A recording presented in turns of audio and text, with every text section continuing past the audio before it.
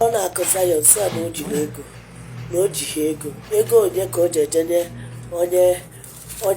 ọgbaji ọkpa ego onye ka o ji ejenye onye ọgbaji ọkpa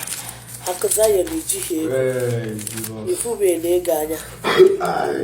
akụza ya iwe jeje were ego Chukwu Ebuka Obi tụ na ọfrị wee jenye wee si n'ọnwa milion ịmazi nke bụ 500,000 ịmazi nke bụ 500,000 bịa na-eti glory ife ego a na akaụntụ Akụ Zion your generation aya akpati ya na ya ebe a ọkwa ife ego a n'anya ka ngosi gị ya 100 dị ebe a 100 ka ngosi gị ya 100 dị ebe a okay 200 300 400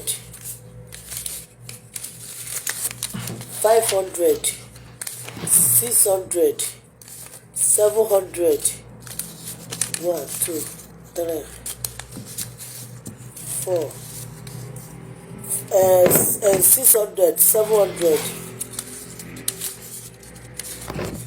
okay ego chioma baby na show online na-agba ụwa na onwere ego 900 Facebook money ụmụ mmadụ maka ọbụlọsọ ego m ji ebe a my money Dibia many them I don't need to call them 900 many of them 1 2 3 ego ka o ji show Akụ Zion off iji ego m eme show off with Akụ Zion ihe debe a bụ 19 chioma baby ego m ka iji eme show off with Akụ Zion here is 1 million obviously nwere issue na bank Ibu ụzọ si Evestasi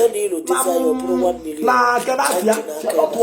Ibu ụzọ si Evestasi na ịda aganwe ije wee jide one day ebe ịkụ nwa n'azụ na-akwụgharị na palọ ese ndị alụ gị m ga-efi gwasịrị mbọ na-edihugo mụ kịta ka ijebezia na bank ka ijezia ka iwepụta my money amagbanụ m na-ego m ka iji show off Akụ Zion na-ekpataghị ego na-efe dọla na pound ego anyị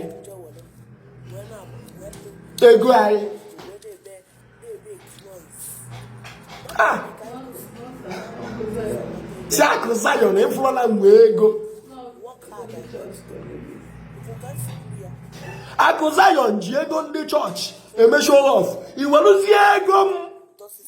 ụmụ mmadụ ego Facebook ndị Igbo dị very wicked Igbos are very wicked and heartless ego ka ị na-spread online chioma ifedi chioma amadụm afa nna ya chioma agbatete ego mụ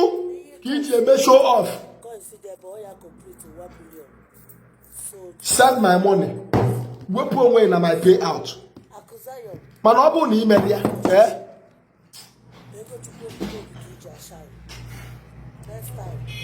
ọgwụbekwu na ndị iri ego fasịrị na faka na-abịa faka nkụ fana since after this video a na-adọfa mbam ngwafa rara m na m abụrụ chioma ụnụ nwa ochi ụnụ ụgwọ jee enu m itinye chioma my money thank God ọ bụrụ na mgbe you my client ka ị monetize ya dị akaụntụ ka kịta amụma ebe m ma agbaje kịta nwezi ike ibu Kotonu ka mma na plan kwa ka mgbanana o Chukwu ma ebele igosi ụdị mmadụ iji ego m emela Akụ Zion show off bịara anyị nwere ego na ego m chepụta dọla onwe ego ị nwere ụdị ego a wee hapụgodu isi na ya kwụsịa ndị niile kwụọ anyị nche niile ụgwọ anyị jezie na banki were ego burugodu ụzọ sị na ịda aganwe ije na ide erutunwu step from na ịda aganwe ije na ide erutunwu step na ATM kaadị nwụrụ anwụ from the ATM kaadị nwụrụ anwụ story upon story oge eji paaki apụtakwuo ị ga-agba mbọ ka ịgba ibi ya maka iwepụ my payout epụtagodo na Facebook kparịrị ego mebe live video imepụ live video nke iyi mechiri maka ifugo opportunity to earn money and earn views. It is very wicked, this woman. Afọ okwe ụlọ ncha niile nọ ndị niile n'obodo Igbo na nwanne ejiri ndị mmadụ akaụntụ 70% of them are very wicked. Wicked people, 70%. In what are only daily straightforward, which is you cannot easy. I have a way one. And I have to go to I don't kill you, metro off. My Kawayazu.